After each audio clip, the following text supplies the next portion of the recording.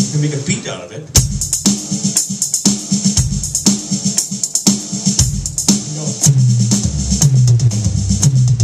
Still a paradiddle. Right, you can go. Still a paradiddle. You can go. Paradiddle. You can go.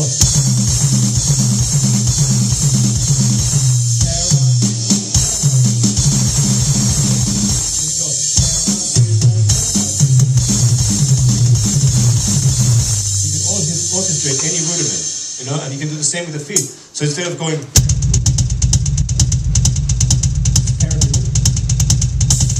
you can see when I'm, to get back to dynamics, when I'm playing the accent, I'll lift my heel up. When I play non-accent stroke, I'll lift them down. So we'll go.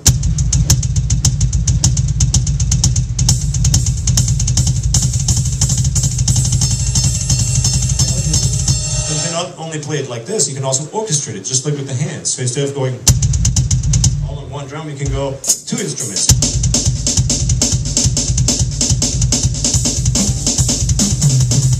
Or you can go 3 instruments.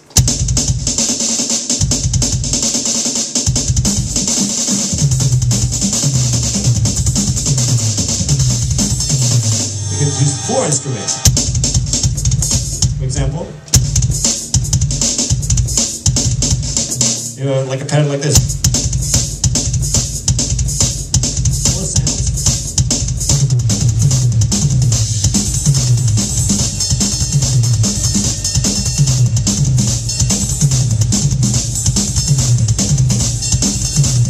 Or you can go. Or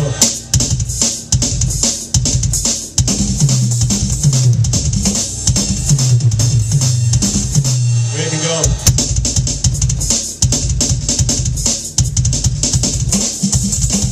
All the same paradiddle with different orchestrations, same sticking, only used in different ways on multiple sounds. I can go.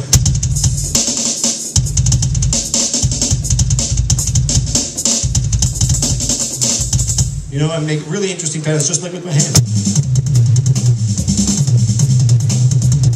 You know? So you have to take all the concepts that you use for your hands and kind of transpose them to your feet, and then you realize, wow, there's so much cool stuff. You can play that sounds 21st century, not like, you know. The way that you explain everything, it makes perfect sense, you know, but then when you play it up to speed, it gets intimidating, probably for a lot of us. I was wondering if you could talk a little bit about like how much time and effort it took you to attain this level of, you know, to have everything really fluid and under control at any time. Well, I think it. I'm looking for my towel right here. You know, I'm not trying to be intimidating. I know what you mean. I've been playing for a really long time, and that the only difference between you and me is that I've been playing for longer. Yeah. And I've been playing professionally very early and playing for 10 hours every day. Working, practicing, touring, rehearsing, recording, practicing, working, rehearsing, recording, practicing, rehearsing, recording. And of course it adds up. And it's not intimidating, it's only experience, I would call it, and of course a lot of hard work. But it's totally attainable, and I have no special talent. And I don't believe in that whole talent thing. I have total, and I always did have a total love for music and drumming and a passion for it. And I always wanted to practice. It was always fun. And I always, you know, enjoyed doing it. And the skill and sort of, you know, command grew with the passion over the years. So it's nothing inhumane or weird. It's all about enjoying playing and doing it a lot. So you get better, you know, obviously over time. What I did, and I was I blame or credit my first teacher. It was, my first teacher taught me how to practice before he taught me how to play. And that made all the difference in my whole career. Because most people never learn how to practice correctly. And most teachers say, well, you know, this is the beat. Here, I'll write it down for you. I'll play it. Yeah, you can record it. Yeah, film me. Go home, practice. Come back next Wednesday and show me what you did. And of course, that's not the way to go. Because most people, students go home and go, well, I'll try to do kind of what he did. And I can see what he wrote down. I can see him on video. And okay, well, I guess I try to copy the right hand. Whatever it is that they do, it's not the right approach to practicing. And there are certain practice rules that my teacher taught me when I was 4, when I started playing. He was a very good, he was a classical percussionist at the Vienna Symphonic Orchestra, so he was the chair of the Symphonic Orchestra in Vienna.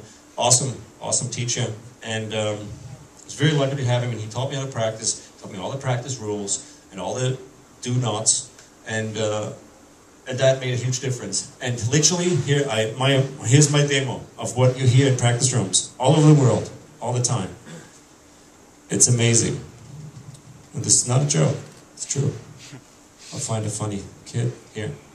Okay, somebody wants to practice a Latin beat, okay? Somebody wants to play a songo. It goes like this. Here's, you know, the clave. Here's Cascara.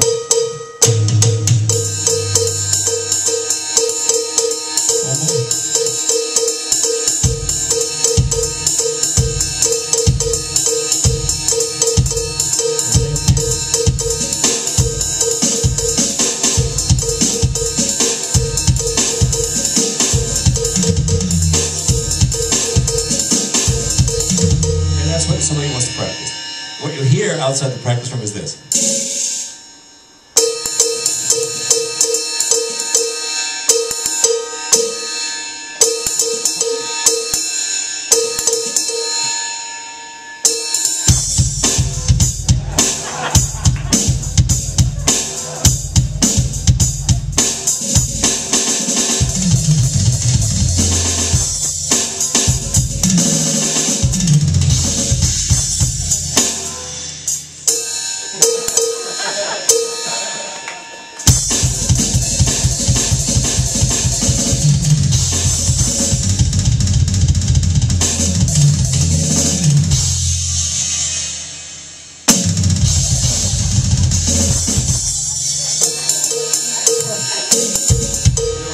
So, on a conservative estimate is that 50% of the practice time are wasted noodling, goofing off, jamming, playing, being cool, drifting off in your mind to Wembley Arena. You know, whatever you're imagining, which is all nice and fun and healthy and everything, but it's not practicing. So, if you eliminate all the noodling from your practice routine, no joke, you save 50% of your practice time.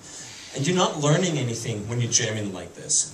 It's not efficient, it's not focused, you're not concentrating, it's not intense, complete waste of time.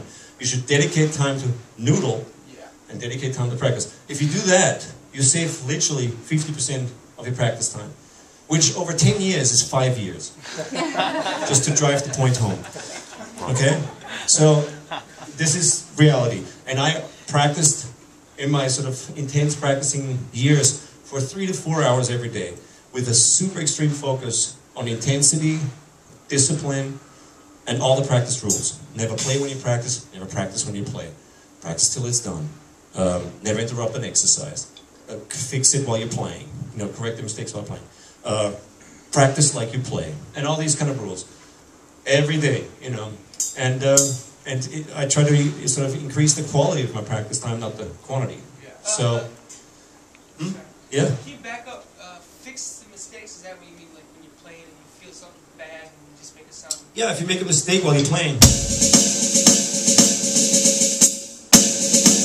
fix it while you're playing. You have to learn to do that, because on the gig, you have to keep playing.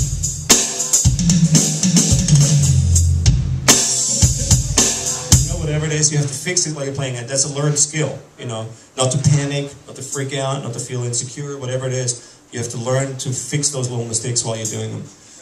And you know, all those practice rules, like, you know, practice like you play, meaning, of course, that when you play a beat,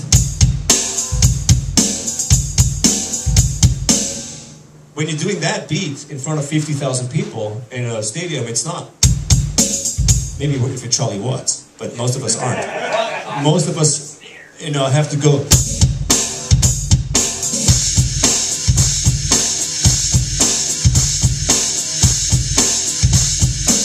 For 2 hours, and that requires